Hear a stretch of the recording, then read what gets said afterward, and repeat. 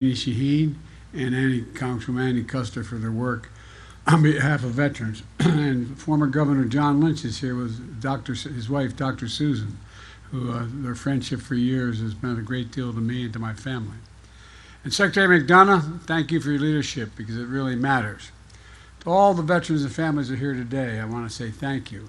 We could never fully thank you for all the sacrifices you've made. Only 1% of the American population is risk everything to defend our other 99% of us. 1%, that's it. We owe you. We owe you big. I've long said, and initially got in trouble for saying it, that about 30 years ago, that America has a lot of obligations, but only one truly sacred obligation. Sacred obligation. And that's to prepare those we send into harm's way and to care for them and their families when they come home, and if they don't come home, care for their families. Nearly 2 years ago, we took a giant step toward fulfilling that obligation when I fought for and signed the PACT Act. It was one of the most significant laws ever. It surprised me anybody voted against it, but a bunch did. We set up to help millions of veterans who were exposed to toxic substances during their services. And today, I'm proud to announce the VA just granted its 1 millionth PACT Act claim. 1 million.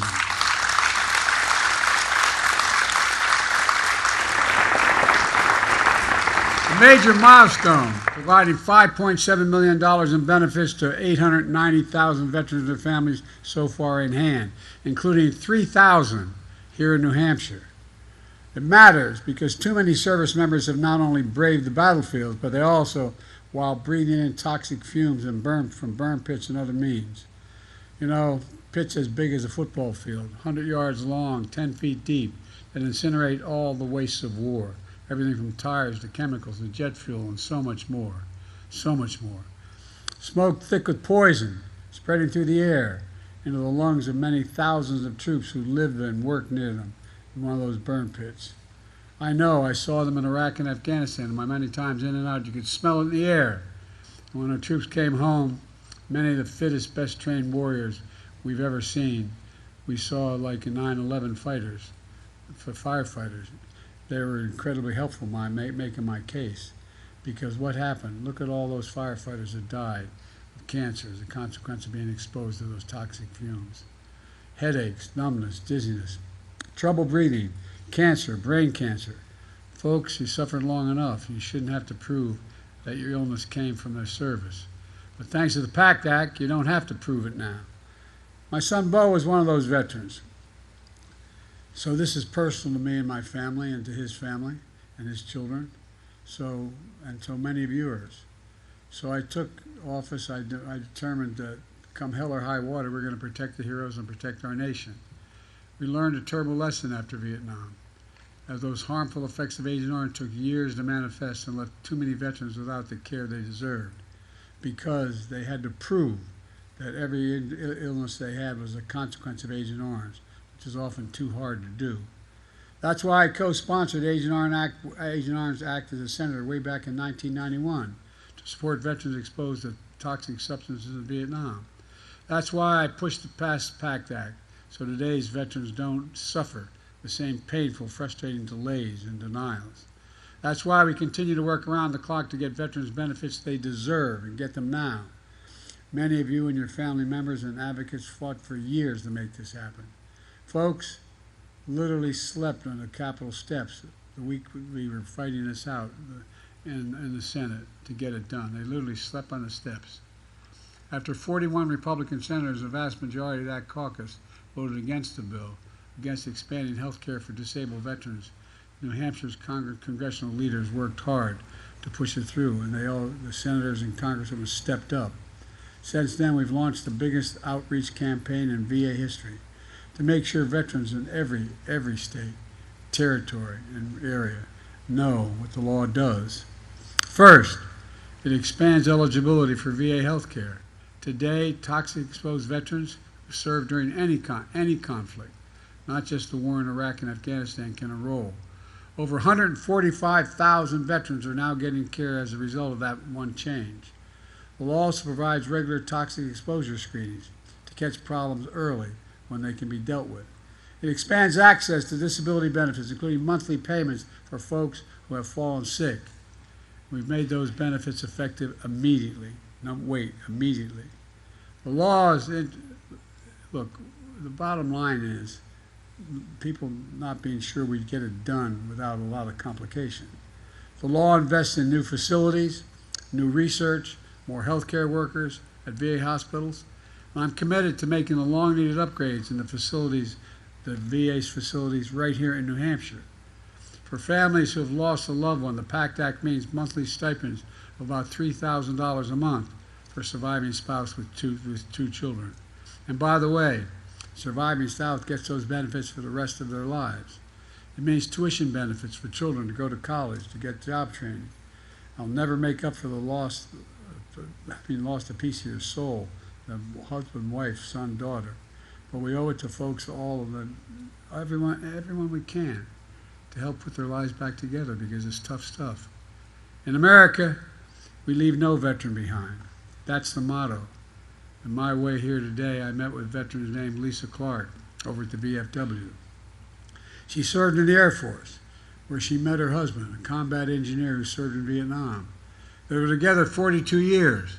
He was exposed to Agent Orange during his time in Vietnam, and last year he passed away from cancer. Thanks to the PACT Act, the burden was not on Lisa to prove the Agent Orange caused the cancer. And thanks to that, the PACT Act, Lisa now receives $1,600 a month survivor benefits. It doesn't take away the pain of losing her husband, but it allowed her to keep living in the same home they shared for 20 years. Service is a tradition of Lisa's family, and so many of your families are in this room today. Her dad, Anthony, joined the Navy when he was 18 years old, served in World War II. He's now 96 years old, and I think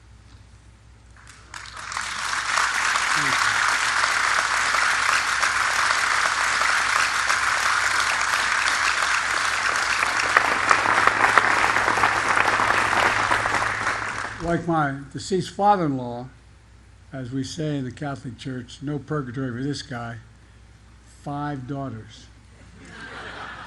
Straight to heaven. And by the way, I say to every young man thinking of getting married, marrying a family with 5 or more daughters. I did. My wife's the oldest of 5 sisters. You know why? One of them will always love you. Not the same one. One of them will always be on your side. That's the biggest advantage of marrying into 5 daughters. Lisa's brother-in-law and nephew also served in Iraq and Afghanistan.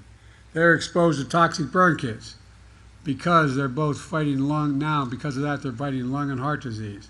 The PACT Act is finally getting them the VA benefits they deserve. Lisa's called it a game changer and says volunteers, and she volunteers at the VA in Manchester to quote, as she says, to give something back. She's already given a lot. Lisa, you spent years giving back. It's time we have your back, and have it now.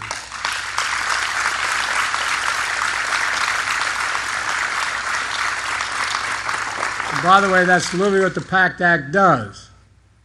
I'm asking everyone to help spread the word. Go to va.gov/PACT, P-A-C-T, and apply for VA health care. Get screened for toxic exposure and file a claim. Or go to your VA or Veterans Organization for help. They have staff from the VA here today to help sign you up if you need that help. Folks, in the last year, the VA delivered more benefits and processed more overall claims than ever in the entire history of the VA. And since I took office, we passed over 30 bipartisan laws supporting veterans and their families, caregivers, and survivors. We've increased resources to end veteran homelessness, hired and trained hundreds of additional mental health providers, specifically to help veterans end the silent scourge of veteran suicide. And while recruiting veterans to help other veterans to understand what's going on and what they're going through, asking for help is a sign of strength in reaching out to your fellow vets to save lives. It's not a weakness. We're also working to protect veterans from scammers who target their benefits. No one should be defrauded in a nation they defended.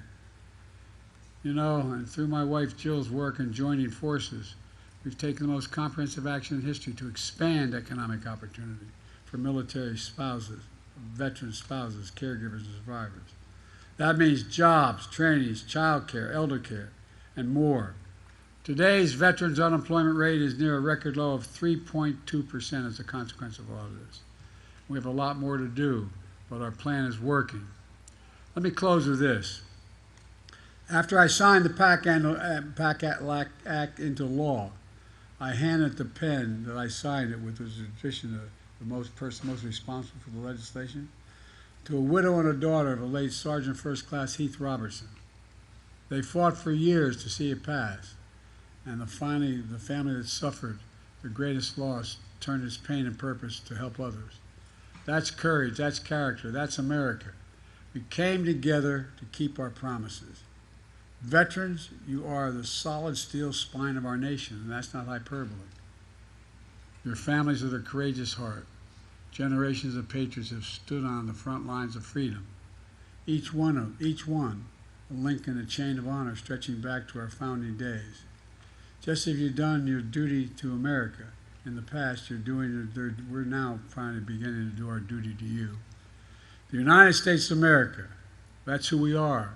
And there's nothing beyond our capacity when we act together. You've got to remember who we are. We're the United States of America. Nothing is beyond our capacity. May God bless our veterans and may God protect our troops. Thank you very much.